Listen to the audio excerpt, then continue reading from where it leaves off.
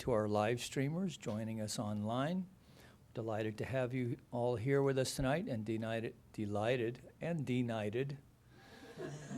to have James D. Knight, Dr. James Knight with us tonight, who's going to be speaking to meditation practice and his particular technique that he's developed over the years. And Dr. James is quite accomplished in his education, as the executive director of a charter school that I'll let him tell you more about. But before we get into all of that, let's just take a deep, conscious breath. Exhale as we allow ourselves to surrender to this eternal now moment as we come together for our call to service, which we call lighting the flames of faith. And we perform this ceremony to promote the universal consciousness of life, which acknowledges that all faiths, all sentient beings come from the one great universal presence, which we call spirit. Now, fundamental to this truth is a unifying nature of all religious thought and experience, which we honor here this evening. So the first candle is lit for the Tao, honoring the universal path of harmony and equilibrium, the natural way. We light a second candle for shamanic traditions, honoring the beliefs and practices of all indigenous peoples, the way of primal spirituality. The third candle we light for Hinduism, honoring the path of knowledge, action, and devotion.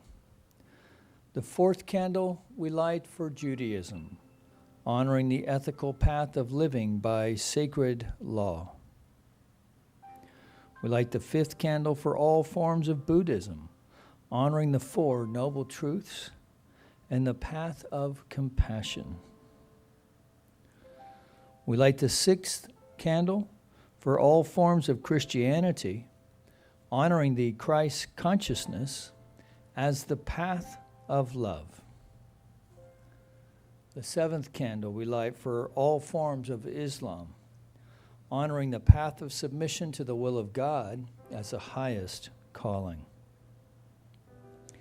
The eighth candle is lit for the universalistic religion of Baha'i, honoring the path of unity and peace. The ninth candle we light for all forms of new thought, honoring the metaphysical path of mental healing through the practice of universal spiritual principles. And the 10th candle we light for all those who are as yet unaware of the power and presence of spirit in their lives, and for the space we hold for them here at our center. And as I light the healing candle, please put silently into the light the names of anyone you wish to have experience the healing flame of God's eternal love. I'm thankful, so grateful. I'm one with the Spirit all around me. I'm thankful, so grateful. I trust in God. I surrender, I surrender. I'm one with the Spirit all around me. I surrender, I surrender. I trust in God.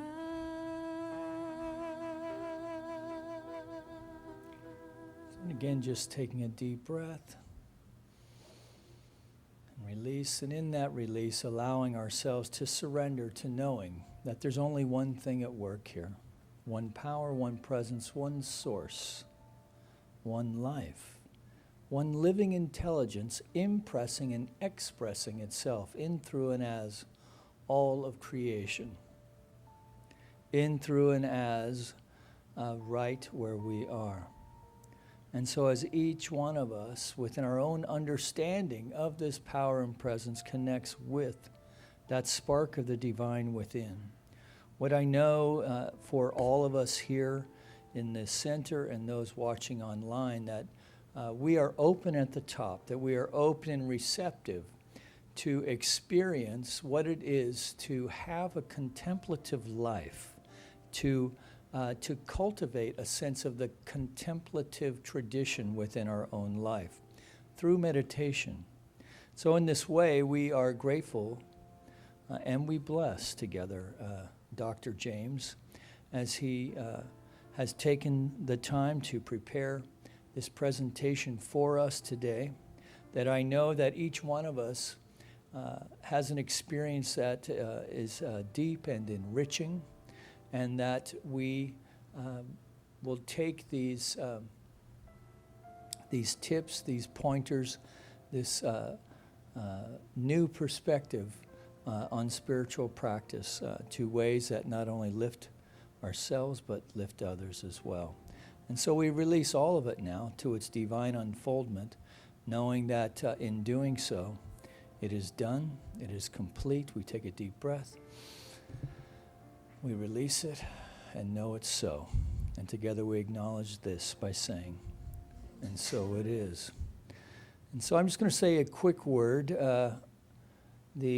I've been listening to Alan Watts with great benefit, I might add. I always enjoy listening to him. And he speaks to how in past centuries, it was not uncommon for families, particularly families of means, if they had a bunch of sons, one would go into the military, one would go into medicine, one would go into the law, and one would go into the clergy. So you can imagine how this would not be a very good way to get inspired clergymen. So this was the same in the East as well. And actually it was a way for families to care for their sons and daughters, mostly sons. What this meant was that they had to create a great doubt within the student because they didn't have one, right? Because they showed up with no practice and no inspiration.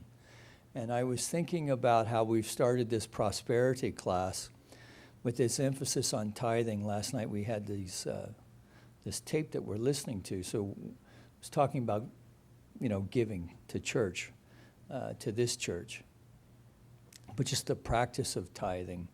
And I thought how this is just another angle on this practice, that it's creating for those who don't know who have never done it before, it's creating the big doubt. What are you talking about? How is this spiritual practice? They just want my money, right? Those kinds of things. At least those are the kinds of thoughts that I have had in the past. And I've been thinking about how fruitful this exploration will be. Just as any time that we are faced with suffering of any kind, whether it's physical suffering, but there's a lot of suffering that we don't acknowledge that's going on at the level of our mentality, some that we are obviously aware of, and then a lot of subtle things that we are not. And to me, this is one of the great blessings of meditation, because as these things arise, we can look at them, at least in the Buddhist tradition, we look at them and then release them. In religious science, we might do some spiritual mind treatment and know a new thought around that. And I'll be interested to hear what Dr. James' perspective is on that, if he even has one, and if you've ever thought about such things, but I don't want to divert your program either. So that's enough out of me. Let's get on with our program, and boy, we're doing good for time, so you'll have plenty of time to do whatever you have planned. So please help me welcome Dr. James Knight. Thank you. I want to invite everybody up close.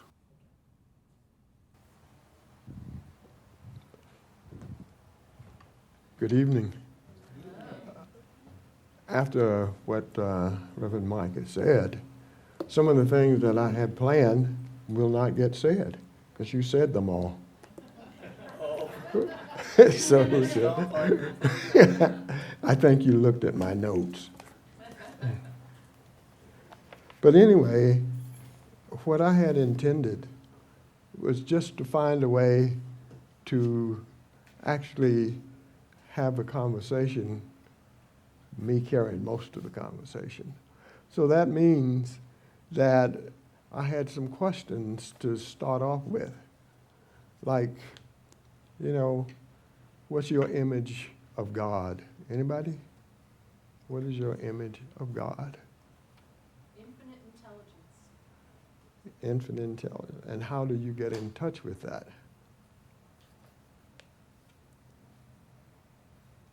Usually with being quiet. Okay? And what does quietness mean to you? Meditation. Okay? Anybody else have a different picture of who God is? Yes. Well, just all-knowing, and I get in touch through like a inspiration, or when I'm inspired to do something. Mhm. So, I guess two people. Oh, you were going to say something, Alex? Well, I think it's everything that we see, Mhm. everything that's around us, everything that we experience. Yes, ma'am. I think God is existence itself, everything, all of it. Yes. And getting in touch with it is by focusing within and kind of sensing what's coming up with that inner focus. Mhm. Well, some of the things that I have been through, I had, those kind of concepts, but I still would not be satisfied with what was happening. I had the concepts, that God is omnipresent, God is omniscient, and those kind of words. And then I start thinking myself, why am I not really understanding this at the level that if God is omnipresent, then God is me, right? That makes sense to me. So what was this ego doing to block that kind of expression coming out of me? Had to be, I am blocking God for my kind of thinking, my kind of being in the world. So I had to create something that would help me kind of feel more in that light, in the light of being a kind of expression of that omnipresence, But it's hard work. You might know that, because here on earth, all of these kind of energies, I put it together because, this body, it demands a lot of our attention, and we give it to it. We give our bodies a lot of attention. Not that that's wrong, but what it does is it kind of narrow us down into more and more into ourselves. And there's no getting around it. It's just, I just know that sometimes when I'm meditating and have a wonderful meditation, then what happens? I finish, and then all kinds of things come tumbling down upon me. And it brings it back to me, this ego. I have to take care of that. I have to take care of this and that. So then I started trying to find a way that would get me past, leaving a great meditation and walking out of my meditation room into, some people might say the light of day, but I would call it darkness of day. So anyway, what I did was start thinking about how could I get closer and closer to that feeling and carry it with me as much as I can after meditation. You know, it's that I would concentrate on not letting the dogs bark and the dogs want to eat, and I would just go feed them or something like that. But anyway, I have here some things you might benefit from.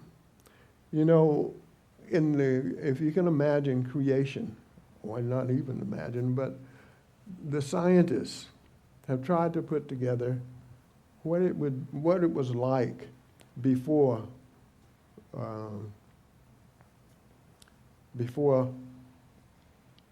what we call life was walking around on this planet.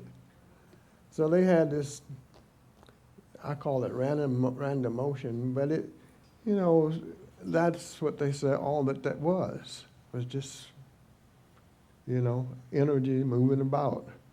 There was nothing else. So then energy became more directive in our being, you know, not our being, but in the whole creation thing. Energy became more directive in the sense that now things are beginning to point toward each other. Then this cohesive notion got in. And plastic meaning, you know, even if something is cohesive, plastic has a way of molding itself to fit into the rest of what creation is. So the plastic energy was there. And then, as I go through this,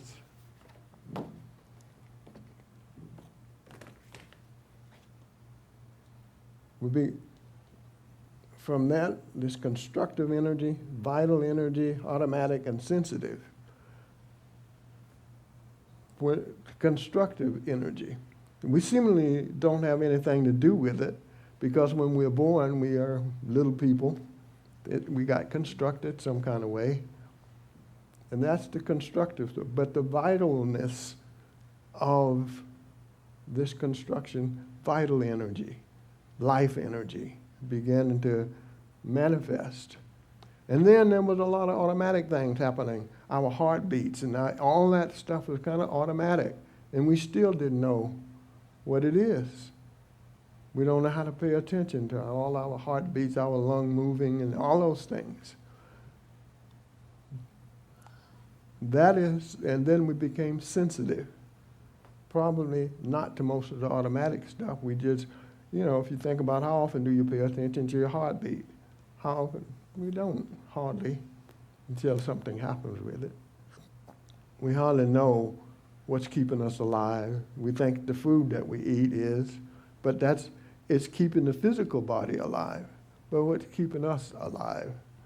So this vitality and being constructed in this body is all about sensitive energy. Our senses, smelling, seeing, and all those things. Have you noticed how they keep us boxed in? What we see, what we hear, what we touch, all those things are the sensitive energies that we could become even more aware of, but we don't think about it that way. I see, and that's enough. But we hardly can grasp all that we see. And hence, just as a side, that's a critical part of the school I'm trying to get going, that how do we help people see more than they see?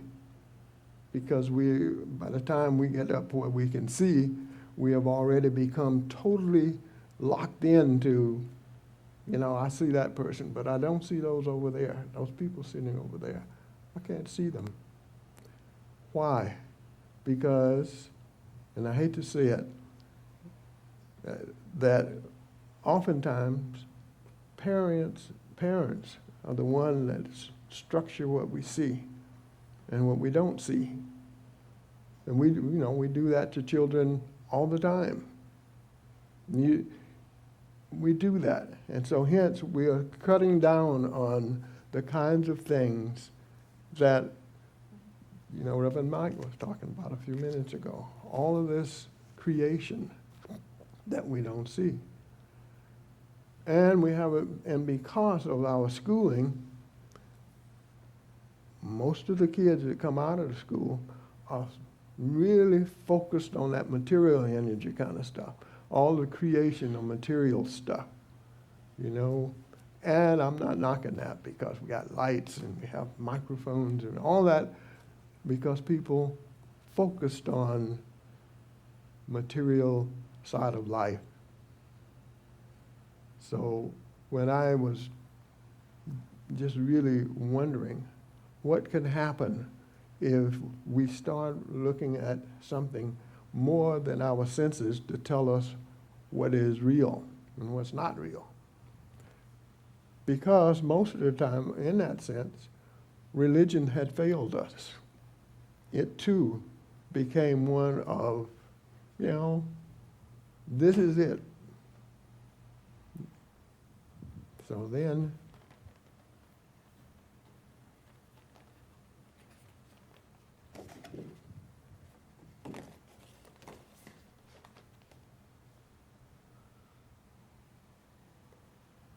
now, this is where we can begin to see that we probably need something else to help us evolve to this, to that whole, the word that we were using about God a few minutes ago.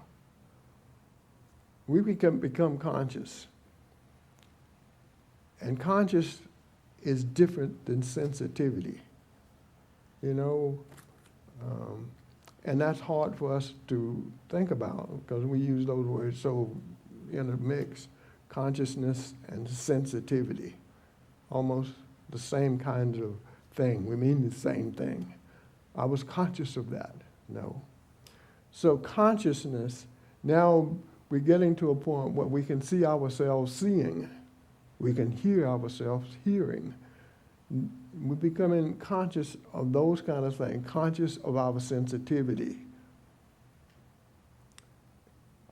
Here, and then this is the place here we call creativity. But if we were to create as God does, you imagine what happens. We're now bringing things out of the ether and forming it. We call creativity when we can paint pictures. That's creative for us earthlings. But to create as God does, we almost do that when we get married and have children, but we didn't do it. We just was a participant in it. So being creative here is the creativeness that God has. It's bringing stuff out of the ether into something new. Unity of energy, that is about love. Now, most of the time, going back to the sensitive energy, when we love each other, we're talking about sensitive energy. Wow, you look good. You don't look so good. We are into that kind of sensitive energy most of the time when we say we love. But unity of energy, we are now embracing the whole.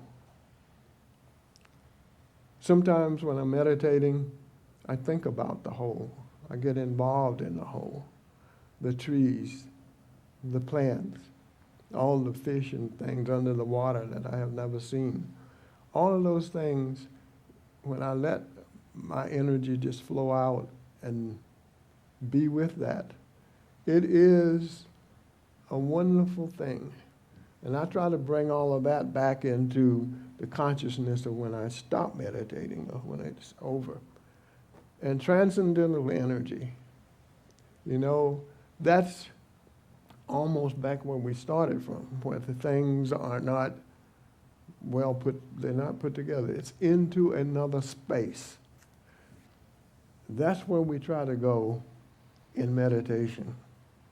Beyond all these words, but into a space where there are no objects to whom I can relate to. There's nothing to close the gap. Without objects, that existence is not, let me put it positive. It is different. It is nothing to hate, nothing in a sense to love the way we do it. It's not there. It's nothing. In that nothingness, there's all that. There's a somethingness, and that somethingness is the bliss that beyond joy is the bliss that we begin to sense in meditation. So we go through all of this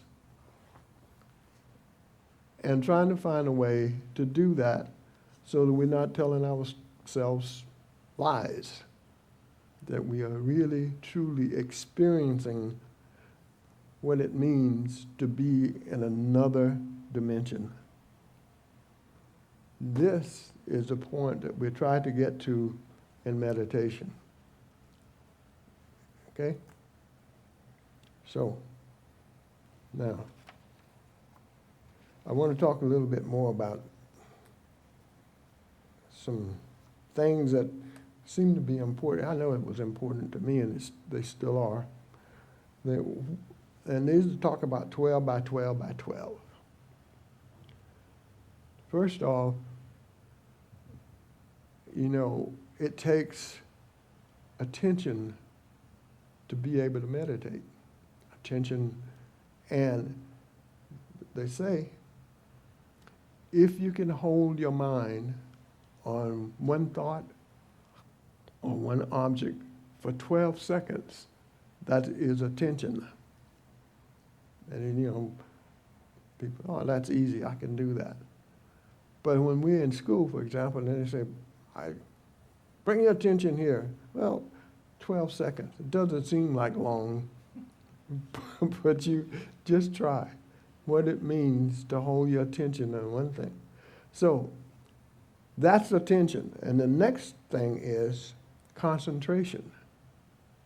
12 times 12, 144 seconds, 2 minutes and 24 seconds is what they say. If you can hold your attention on one object for 144 seconds, 2 minutes and 24 seconds, that's concentration.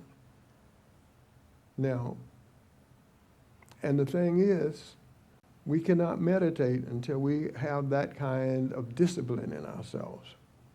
And that is very difficult because our natural mind, our ego minds, at least mine, just float around all over the place. The will to keep it for there 144 seconds, my attention, 2 minutes and 24 seconds of keeping it there. Now, meditation, the next step, 12 times 12 times 12. You know, you have any idea how long that is? I'll tell you. That's only 28 minutes, 28.8 minutes, which turned out to be 28 minutes and 48 seconds. Now, that is meditation. If you can hold your attention without it flying the thoughts flying all over the place for just that long, you're now meditating. So that's ancient stuff that I'm talking about now. Imagine what that does, how that comes into the picture. So how do we give ourselves that much time? 28 minutes and 48 seconds. That's just beginning. I remember when I first went it was at the Self-Realization Fellowship, and they said, okay, sit down for 15 minutes. And I said, 15 minutes, sit without moving for 15 minutes? That was startling to me. I mean, I had never been able to sit without moving for just 15 minutes. But, you know, I had been introduced in a way that it really took, I wanted to do it. I really wanted to do that. So I'll tell you a story how I got there. When I first started my doctoral dissertation, what I wanted to do my dissertation on was intuitive processes of decision making. And so I knew that if I was to do a good dissertation, I would have to find people who had some idea, some notion of intuition. So I was developing a health maintenance organization for the Lutheran Hospital Society downtown. And the president's secretary, administrative assistant, came by my office one day and we started talking, and I told her what I had to find some people who were real psychics who were not just, oh, somebody said this, but was real. And she said, you ought to go visit Reverend George Daisley up in Santa Barbara. He's good. So I went. I called him. She went and got his number, and I called him, and I had an appointment for the next Wednesday. That was a Tuesday, and I had it for the next Wednesday. That same Tuesday night, I had a kind of a, office meeting with one of the engineers there at the Lutheran Hospital Society. So we went out to dinner, and when we got back, I took her back home, she said, wait here, I have something for you. And she gave me a book. And the book was the autobiography of a yogi. Okay? I looked at the book, couldn't pronounce the name, any of that, Yogananda or something. So what happened was I took the book home and put it on my desk. I said to myself, I'll read this book when I finish my dissertation. That next Wednesday, when I went up to see Reverend George Daisley and sitting in conference with him, he started talking, and he told me a lot of interesting things. One of which is he says, your great-grandmother's spirit is here. She's been watching over you all the time. And I said, well, I didn't believe that kind of stuff anyway, but he said it. At that time, thought I was atheist. But he kept saying things. He said a person I played football with in Atmore, Alabama, about 3 years before this, he had drowned in Lake Michigan. He come and we called him Billy Guy. He says, Billy Guy's spirit is here. He still loves you, man. It's like that. And I'm thinking, I wonder how he called all these people to get this information, But he kept on talking. And then he says, you have a friend. His name is Mike. And he's going to help you very much with your paper. Then I said, I laughed. I said, I don't have a friend named Mike. He said, oh, yes, you do. And he just said it that way, and he was so firm about it. So all of this is happening. I'm sorry it's taken so long to tell this story, but the story itself began to manifest. So anyway, there was a professor at UCLA, professor of economics, and he was a relatively young professor, but I still call him Professor Granfield. And he and I had been talking about going golfing. And we had set a date for that Friday right after that Wednesday. So it never dawned on me that this could be the fellow. But we went golfing that next Friday. And so what happened was I still hadn't associated him with being this fellow. So on the 18th hole of the golfing, I hollered out, I was about to putt, and I hollered out, hey, Mike, watch this. And surely enough, it dawned on me. I said, I wonder, could this be the guy? And, he said, when we left there, the 19th hole is the beer place where you stop and get beer and relax and all that after that. He said, come on, let's have a hamburger and a beer. So what happened was, when we went in there and he started talking, he said, Jimmy, why don't you put me on your dissertation committee? I know that you understand economics very well, and you will not, I will just tell the committee that there's no need for you to be taking more classes in economics. So that helped. See, so I'm beginning to put all these things together. There was Mike and that. And then he also told me, and I'll bring this up because he said, you have a friend named Joe. You should stay friends forever. Well, there was a fellow at UCLA in the graduate school there. His name was Joe Johnson. I wasn't a friend with his, but I knew him. And it's interesting, I'll bring it up now because just before I left home today, he called me, Joe Johnson called me. So I did not get away from Joe Johnson. I don't want to, but all these things were just happening around that event, okay? And more of the events of what was happening when, to try to direct me into a place like I feel I am now. Because I resisted totally, no, none of that religious stuff for me. Because,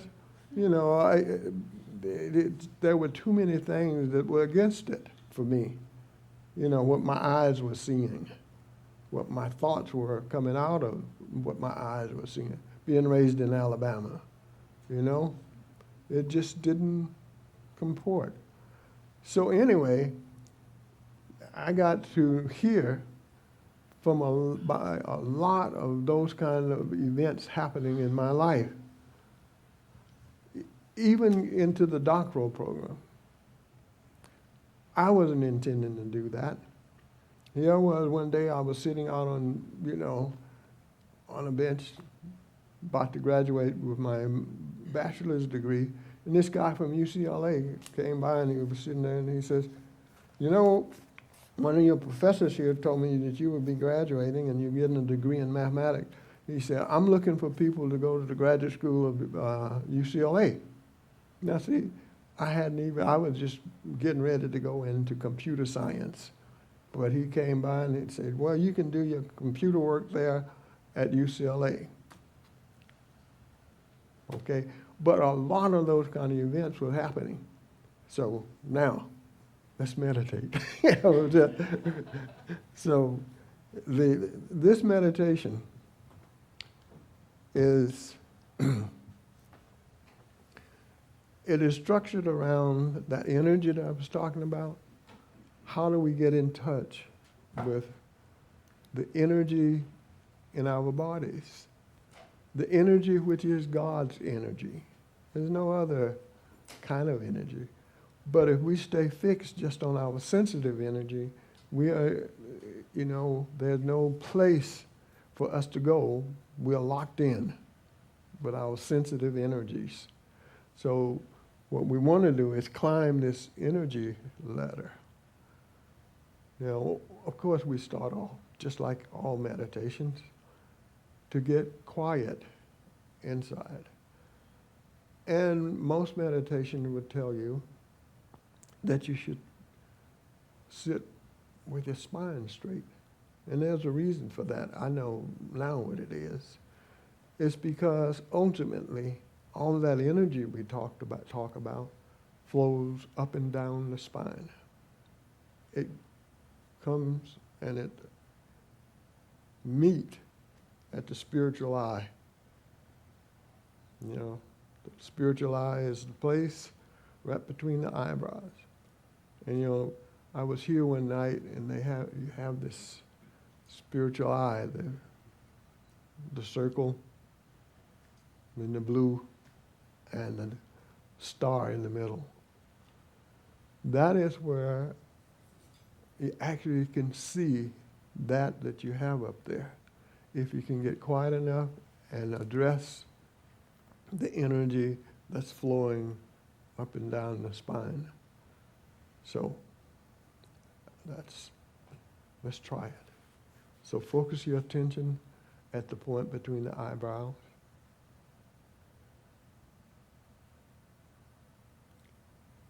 and try to feel the energy moving in the spine.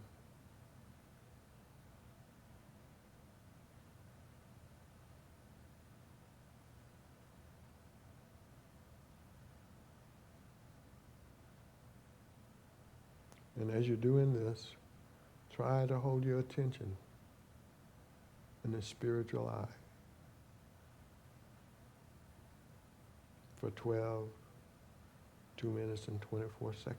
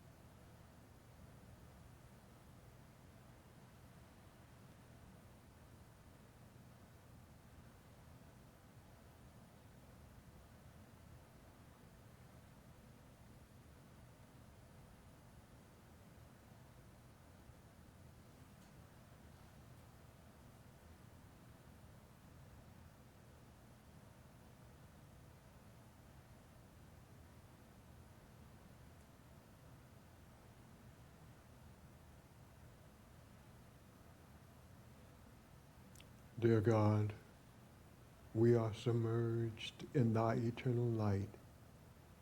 It permeates every particle of our being. We are living in that light. Your divine spirit fills us within and without. Amen.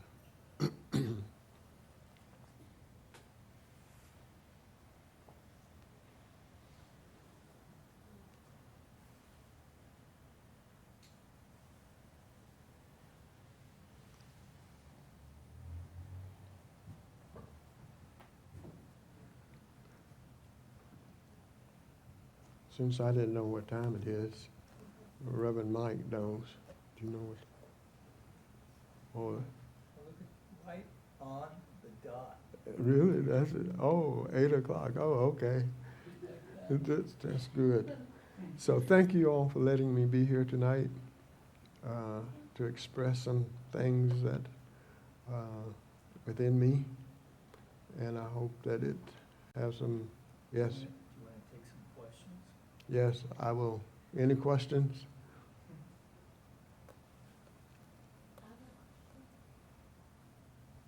Yes.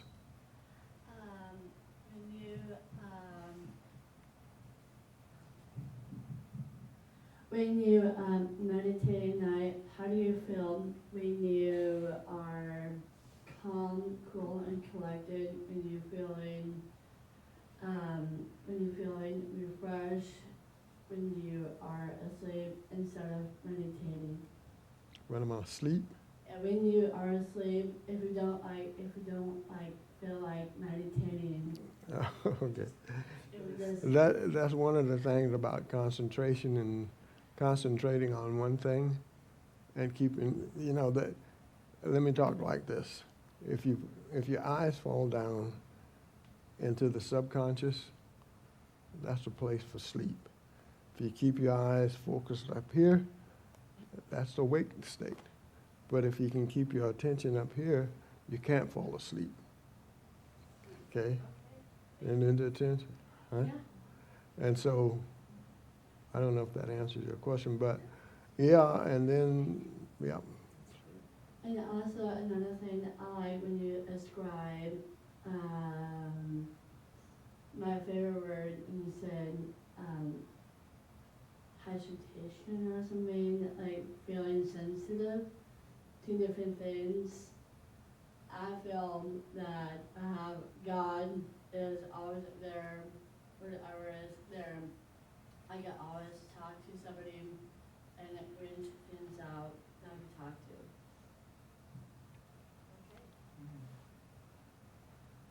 And I think you are a perfect person that I can just come up to you and say something. Yeah. No, okay, is that it? No more questions? You have a question. I have about 100, but Okay. I mean, not exactly a word. I found it quite challenging to stay focused up here, Mhm. but better than I usually do. Mhm. So,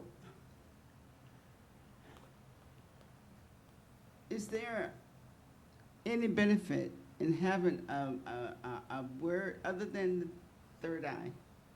Having like a word to focus on? Yes. I didn't give a word. Huh? I did not give a word, but yes, it's helpful. Because traditionally, that's what I use to help me focus. But that Yeah. was, Well, since I was asking that question when I first started, everybody had this big, huge concept of God. mm-hmm. And I just decided that everybody had their own particular thing they do when they're in that state. Uh-huh. So I didn't give a word. Okay. Thank you. That was your 100 question? I'm really interested because come from a place of love and you're going into this transcendental state. Mm-hmm.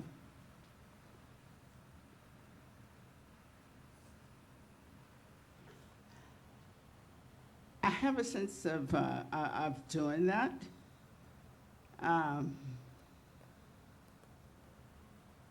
But once you're in the transcendental state, do you find yourself thinking of other things, doing any kind of thinking?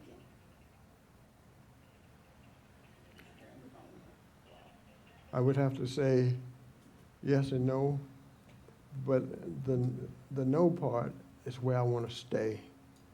There, thoughts will creep in. But the no part in this transcendental state, I mean, to me, there's nothing else. Yeah, and this seems like I'm trying to, I guess when I'm answering these questions, because the state I'm thinking about, I'm wondering if it's transcendental, because it seems like occasionally I can meditate and I will get to that state. But when I get there, a lot of things, some things come to me, Mhm. and they seem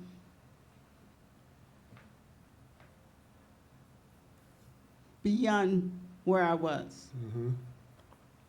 I don't know if that makes sense. Beyond where I felt like I was before I ever got there. Mhm. So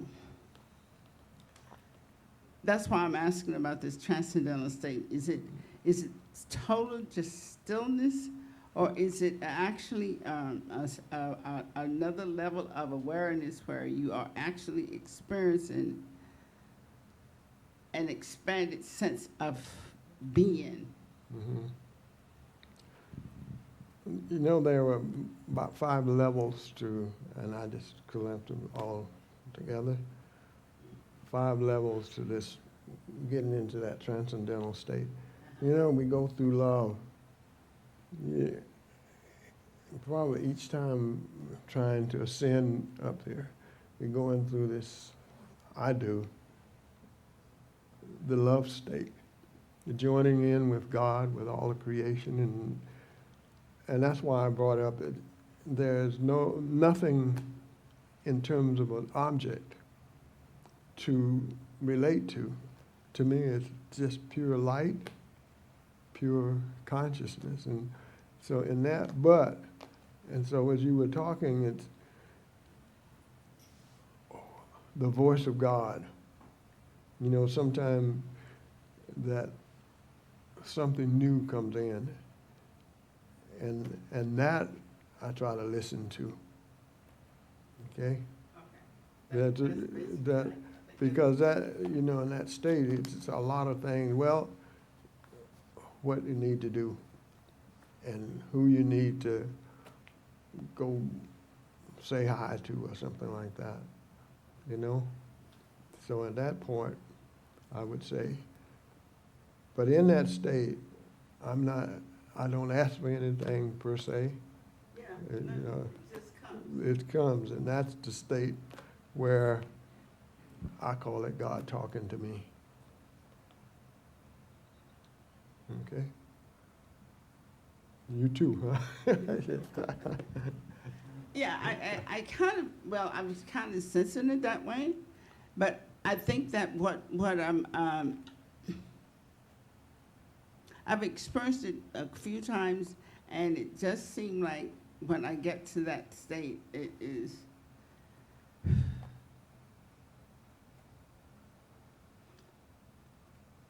you're experiencing being, but it's almost like the being is nothing, Right.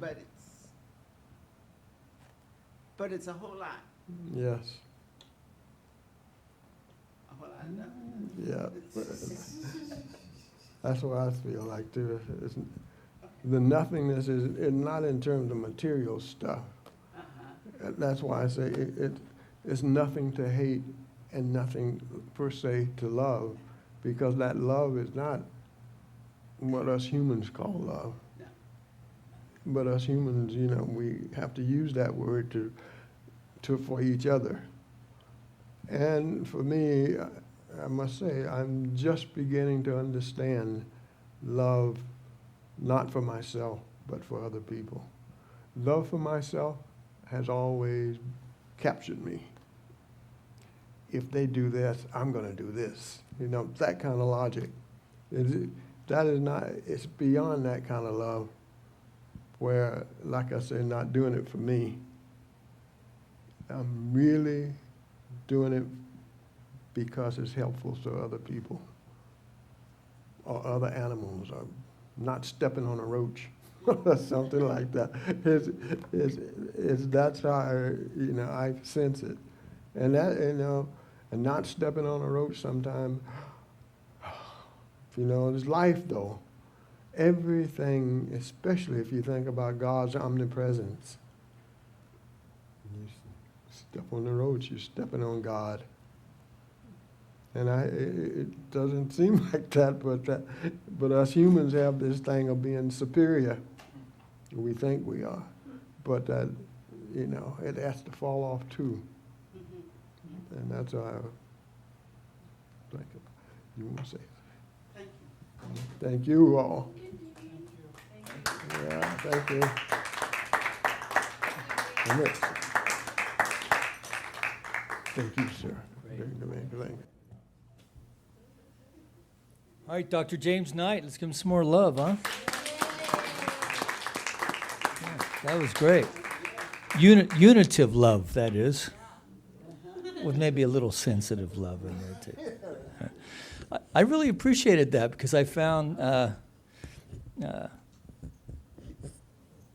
when I found myself thinking, I was thinking, oh, where am I on the chart right now?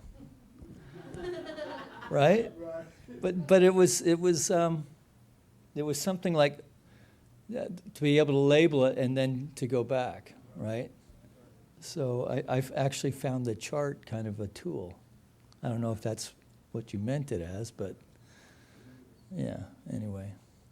That was really good. Yeah. Yeah, thank you.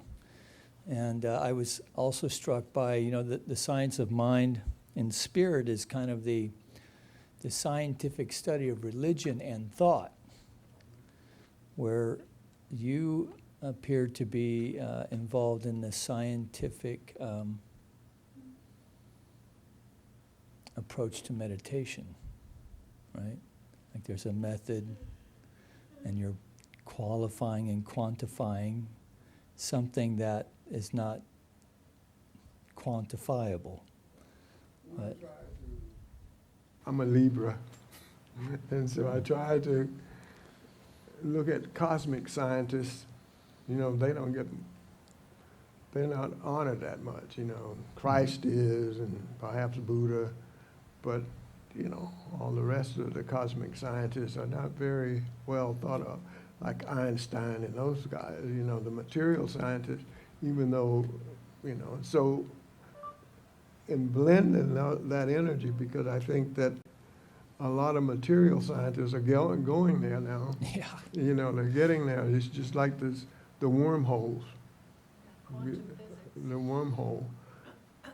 And I say that's the spine, because if we actually can meditate deep enough and to feel that energy, the spine, because in that light, it's just as they describe what the wormhole is, coming out on the other side, and you're in a whole different dimension. Right. So, Yeah, I've just started reading some materials from Yogananda where he goes into tubes or channels in the spinal cord. right, But I haven't studied it. I just read it going, wow, that's kind of trippy. right, Now you're calling it a wormhole, so I'll have to go home and think about that one. right. Yeah, it's good. All right, so thank you. Thank you for that. If Thank you you've for letting come me be prepared here. for an offering, you can leave that in the basket. Other than that, let's just take a deep, conscious breath. Just for one more moment of prayer. And let's just feel a sense of gratitude. Just so grateful to have Dr. James here this evening to share his personal study and his personal practice of meditation and his path to getting here. And to come from Alabama right? I mean, that's a whole story, I'm sure, to come to these kinds of realizations, with today being Juneteenth and so forth. Couldn't help but think about that. So we're just grateful for this consciousness and and your gift to us this evening.